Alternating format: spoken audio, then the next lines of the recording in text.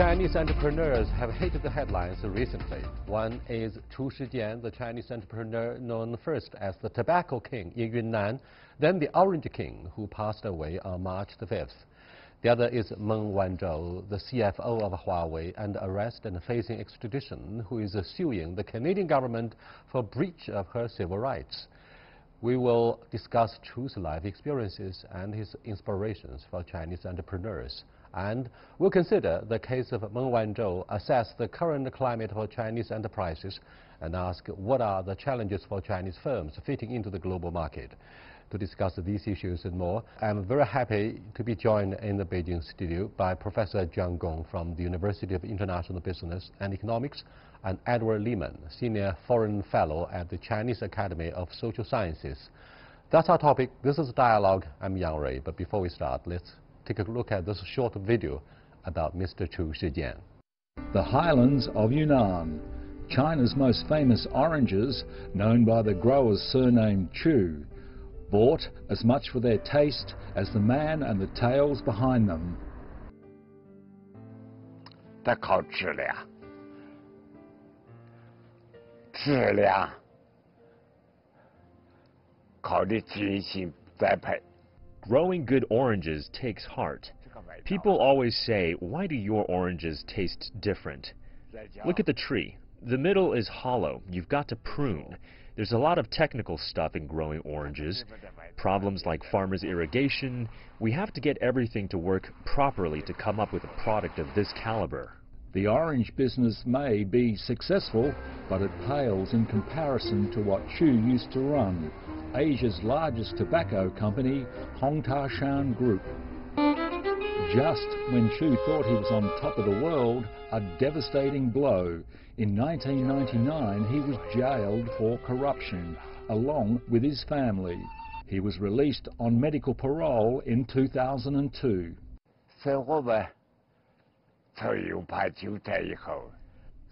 Even after we got out of jail, we still tried to do useful work. We feel some things are your own doing. And if people forgive you, then you should use whatever you have left to do good things for the country and for society.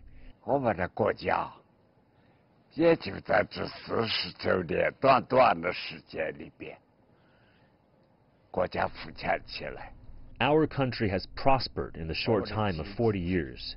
We've gone from a very poor economy to the second largest in the world. This is remarkable. That's been possible because everyone has worked hard. So over the past 40 years, we've always tried to focus on the positives.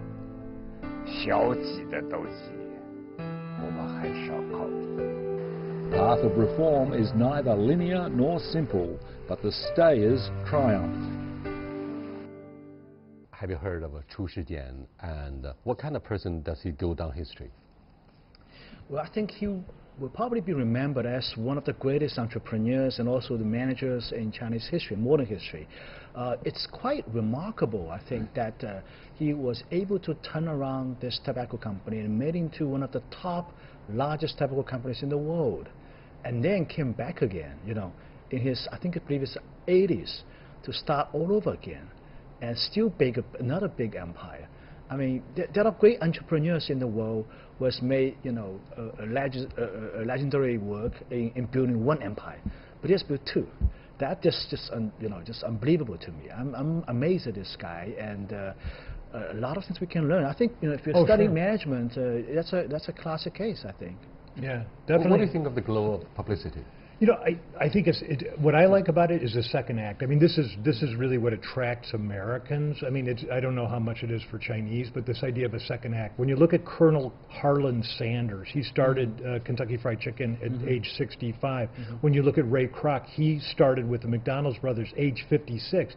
These were sort of second acts. And when you look at Chu Shijian, you have a fellow who started, actually it's almost his third act, and born in 1928 from a small town, Yuxi in Yunnan province, came into the capital, went to a university there, had troubles during the Great Leap Forward and worked in becoming the head of Hongta, and then later got into some trouble.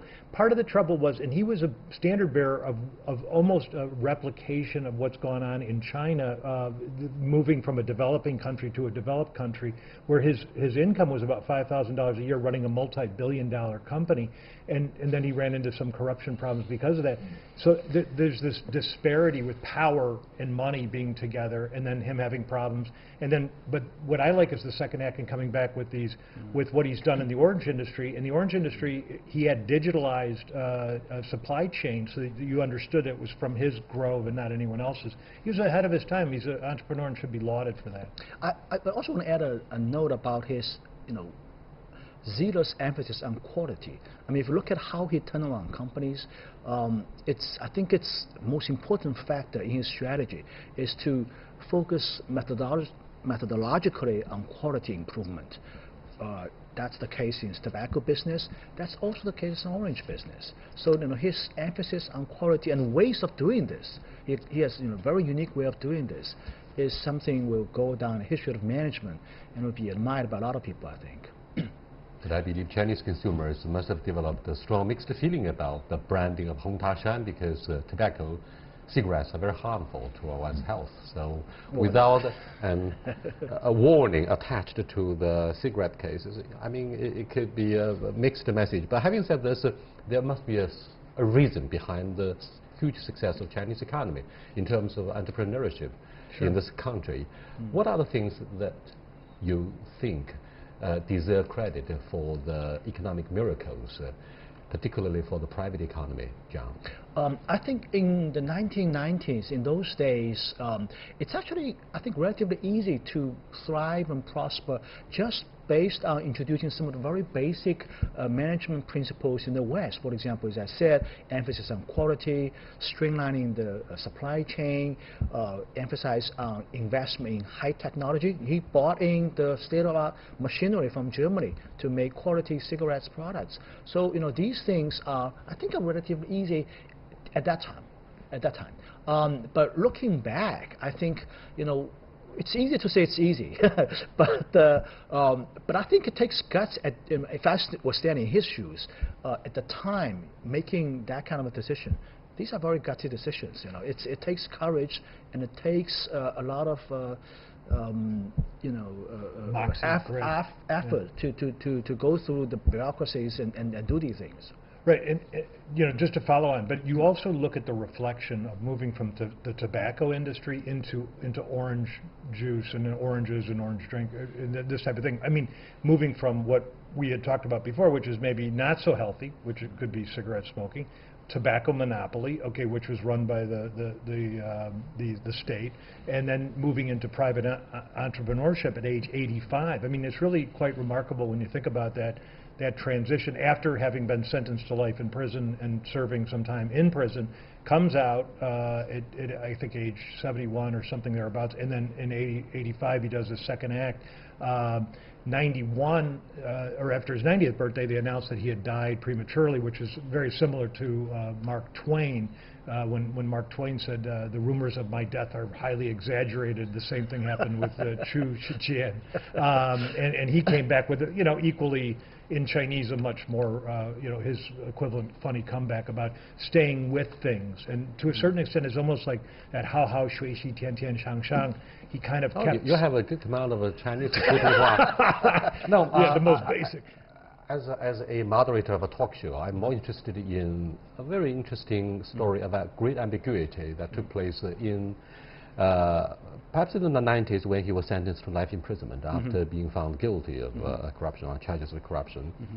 Now, his story reminds me of yet another big name in Tianjin, Yu Zuomin of Dajiuzhuang village. He was also a big name for the success of township enterprises, but he was also thrown into prison for at least one reason.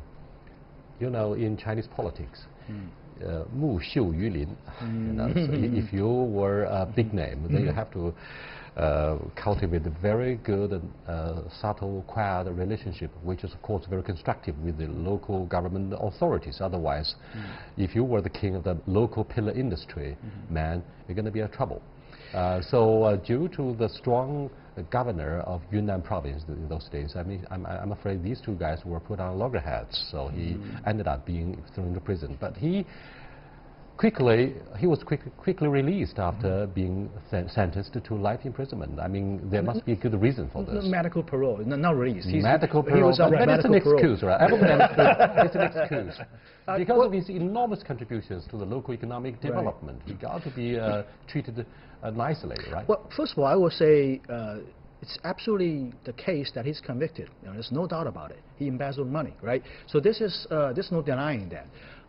But we have to keep in mind, you know, during that time, it's really the time when the Chinese economy is transitioned from a Soviet-style planned economy to a market economy.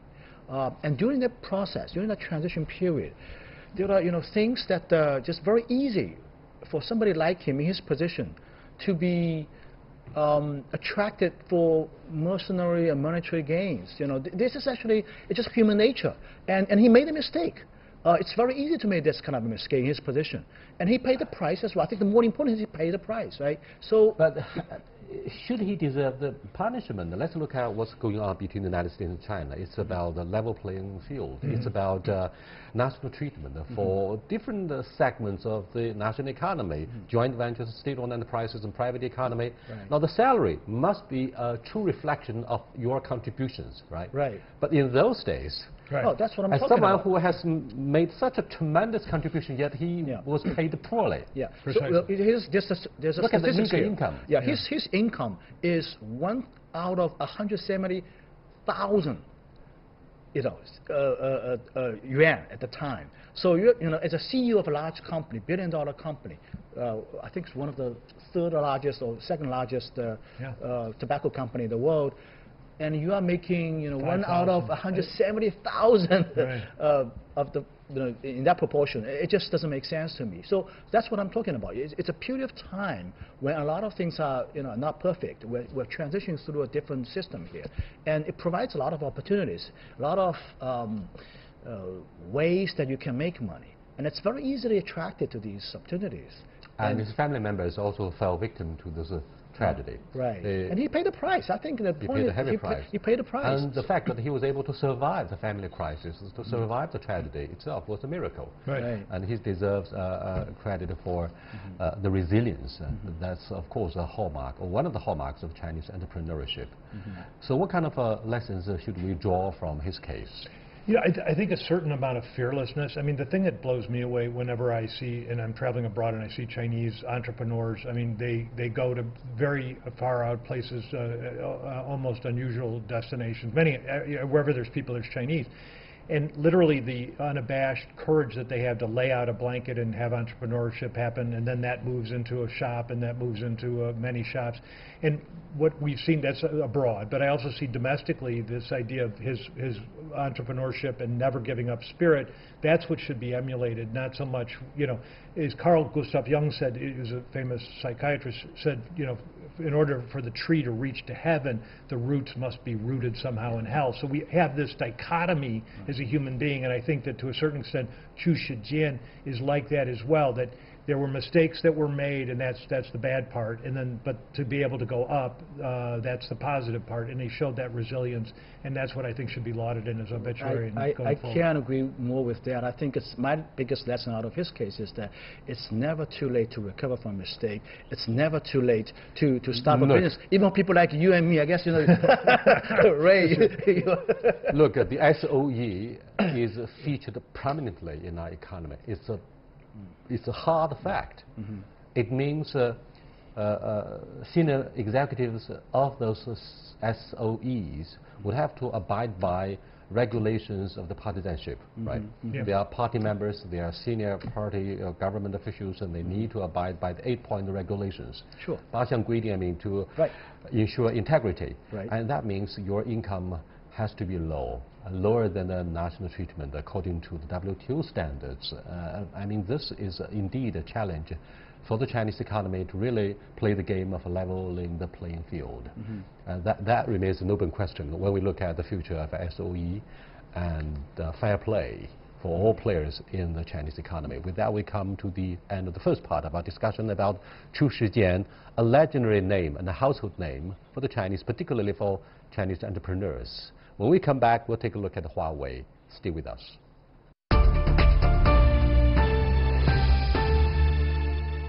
Welcome back. Well, Hongtashan, the tobacco branding, was an SOE in those days, but Huawei is not.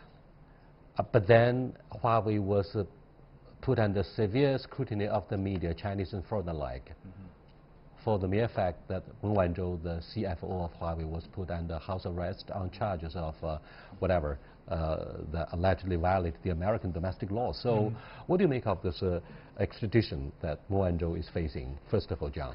I think the Meng Wanzhou's case is built on American domestic legislation. I mean, if you look at the indictment from this court, I think in Seattle, this case is about Huawei's alleged selling of products to Iran through a subsidiary registered in Hong Kong, and which is actually controlled by a company in Mauritius.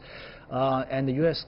side claims that this Mauritius company is actually a subsidiary of Huawei, right? I think that's the core of the case.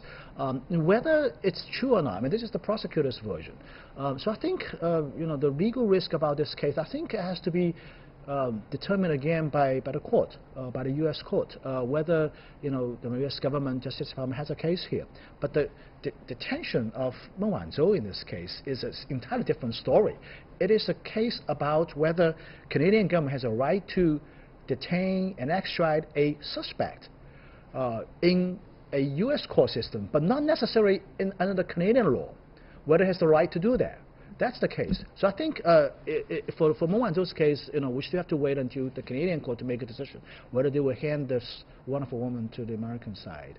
And I think the lesson here is that Chinese companies operating globally just have to do their legal paperwork, legal work. I guess this is your expertise. Yeah. To perfection. It has to be to perfection. And there are elements, in my opinion, there are elements in the U.S. government, in the different law enforcement agencies within the United States governments that are bent on going after Huawei, and they've been doing this for many years. So I think, from Huawei's perspective, just really have to do their paperwork right. I guess that's the lesson I would draw. Yeah, I mean, I would echo the same sentiment. It's very, very difficult because, to a certain extent, we have this idea of blind justice in the United States and in Canada and North America. So we have a common law system, and supposedly Meng Wanzhou is apprehended coming into Vancouver on these issues with Iran. The truth is let's start at the ending, which is the 5G technology. This is the battle for 5G technology. This arrest that took place, now she's not adjudicated as guilty under any circumstances, but this arrest alone has derailed multi-billion-dollar opportunities for a company that has not been adjudicated as or found guilty having violated any laws, policies, or regulations. But then there's this inference, because of the way the law is written in China, that a Chinese organization has to cooperate with the government in case of national interest, that's being misperceived as that they're collaborating, that one has to collaborate. It's different. In the civil law system, we have to cross our T's and dot our I's, which means it's form over function. In the common law system, it's mostly about what's common or inference and case laws made by court cases. Now, is she guilty? The answer is left to the trier of fact. Was this a very inexpensive way to derail multi-billion dollars on 5G? Yes. And are they achieving that? Yes. And is the young observers, Chinese and foreign alike, pointed out unanimously that whether Huawei would win the legal battle doesn't matter as much as the media fanfare the legal battles could possibly create for the rest of the world. To call their attention to the alleged not very much fair conduct that the U.S. government did. Many in China complain that the case of Meng Wanzhou is actually politically motivated. It is. Yeah. It is. Of course it is. I mean, this case was settled. The case was, I mean, the case, there's no case here. I mean, the United States government, why would it go after Huawei? There's actually no American competitor to Huawei right now. It used to be what's called the Lucent Wireless. It's a small division right now within Nokia. It was actually bought by Alcatel, and Alcatel later was sold to Nokia. So there's actually no U.S. competitor. If both of you say unanimously, look, this is politically motivated, then why does the Canadian government cut such a sorry figure and look so stupid? Is it possible that the extradition would be called off because of the months and years of lawsuit between the Canadian government and lawyers that work for Huawei? Yeah, I mean, this is going to be a long, drawn-out process. I mean, it's going to be months, could be years. I mean, as far as what happens now, is there a bilateral treaty between Canada and the United States? Absolutely, for extradition of people that are wanted by the Justice Department. Yes, there is. So that's in place. This is the issue. The issue isn't the core case. The issue is about whether we can actually remove her from Canada to the United States Department of Justice to the United States to stand trial. So all this speculation goes on, which isn't positive for her. To try to be a defense lawyer for Meng Wanzhou in Canada or a defense lawyer in the United States is extremely difficult because the trier of fact is the judge or the jury. So the jury pool is tainted right now, where you have 24/7 news cycles in which people are saying Huawei is colluding or part of the government. So it's very, very difficult to get a fair trial for Meng Wanzhou. And you know, our system should be blind to all parties, whether what nationality they are, shouldn't matter. Was this a political act? There's absolutely no question about it. But this is done all the time, where we call in the law business, it's all sizzle and no steak, meaning that we're going to make the arrest, we're going to make the announcement, and then whether we indict her, whether she actually serves some time or is convicted, no one really cares. We got our point across. And that's what they've done. They've destroyed Huawei's chances in a lot of different markets, and they've been successful just in this arrest. Are you confident that for example, the Department of Justice in the Canadian government will give Huawei a fair chance? Let lawyers on both sides, they debate, they argue in the court. What do you think of the prospects? Well, I still have... Do you think Canadian government will remain neutral? Well, it is actually an independent Canadian court system. It's up to them to decide whether they will extradite her to the United States. When you say that the Canadian government is stupid and all that, I'm a little bit hesitant to rush to that. I think we still have to wait until the result of this hearing can unfold. You know, the Canadian government hasn't made decision. I mean, the Canadian court system hasn't made a decision yet. So I think the jury is still out there. You know, we might be a little bit rushing to the judgment, but John, I understand your cautions, which is politically correct on this occasion on my program. I understand this. Don't say that over and over. No. But I wonder if you guys are aware of the fact that two senior government officials have recently resigned in Canada on charges of a political intervention by Prime Minister Trudeau. So do you think this government is clean enough to erect a good image and convince the Chinese audience, a skeptical one, look, they are pretty fair? Well, I mean, according to, you know, Prime Minister Trudeau's #1 right-hand man, Gerard Butts is his name, who resigned. From Quebec, and Quebec is the power base of his ruling party. Right, and also this Wilson Raybould was you know, she was the Justice Minister and then Attorney General. Now she's resigned, and that all remains to be seen. Now that's over the SNC Lavalin case, and that there were 50 times in which that's a local construction company in Canada that was banned by the World Bank from doing projects. The Trudeau government met with them 50 times over the course of 1 year independently. So, I mean, is justice equal? Is Lady Justice not peeking behind the blindfold? The answer is, in this particular case with Huawei, maybe they're not treating them equally. And so okay, before we conclude this very interesting brainstorming about the future of Huawei and the legal battles between Canada,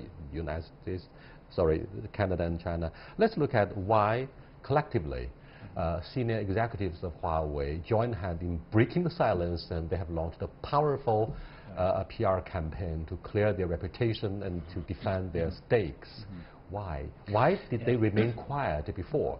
Well, I think it's a strategy shift right now. I think previously they've been trying to keep a low profile, trying to work out a solution, trying to negotiate a solution with the U.S. government, avoiding a sort of a confrontational outcome. But now I think the upper management has reached the conclusion that this is a futile effort. It's an uphill battle that's never going to be won.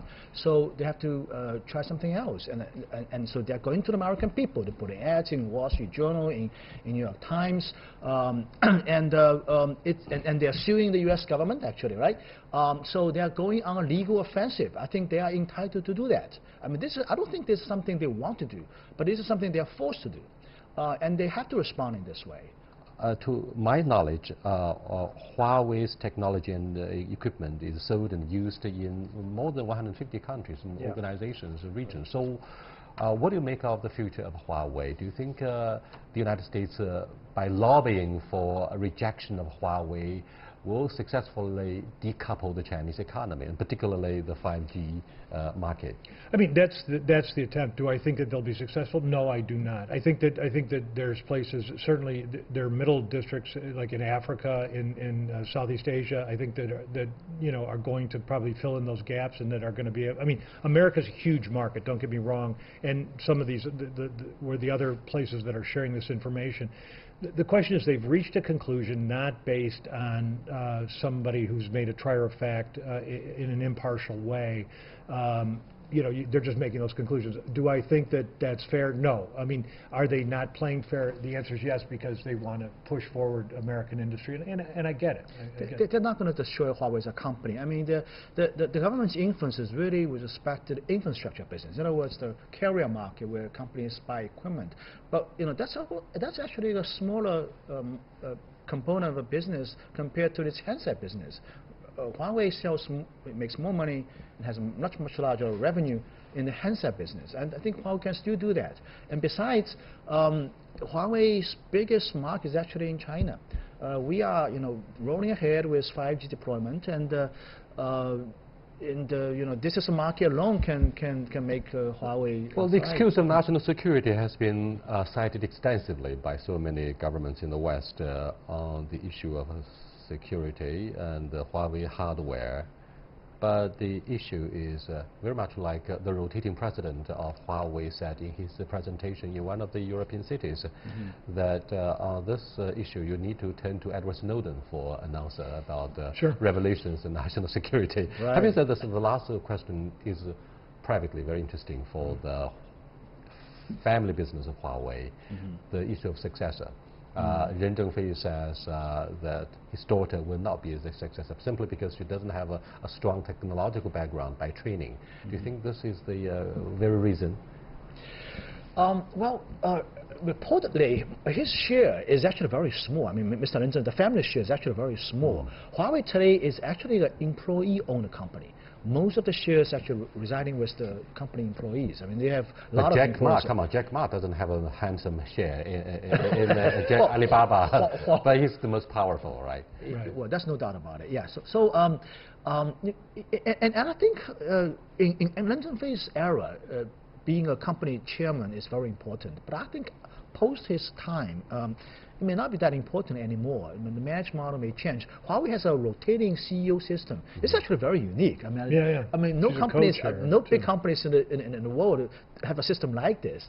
Certainly, I think, to follow on with that, the idea of secession, but also the idea of the lesson to be learned here probably is about how to deal with the West. And I think that they stumbled into something by accident and, again, took one approach. That wasn't going to work. Now they're coming out with guns blazing, which is the approach you really need in the West, which is kind of a Trump-esque style, which is in your face. China tries to do a subtle kind of back-channeling with regards to this. That probably isn't the most successful route, and so this idea of suing the U.S. government, that's okay. And this idea of using your legal rights and remedies in the United States, that's okay, and that's what Huawei should be doing. Along with, I think part of this secession idea was, one, he might be a loving father and see that his daughter might be suffering in a position like that, and that might not be the best thing for her. Two is that the idea that this company is going to be something different than a family-run business, which is typical perception of a lot of Chinese-style businesses. One major issue facing wealthy family businesses throughout the country of China is whether the second generation of the wealthy family, the descendants of the super-rich parents, get prepared or stand ready to take over the family business, given the modernity of corporate governance in the 21st century, in the age of globalization. That could be a very challenging issue for our next round of discussion about the same issue. See you next time. Goodbye.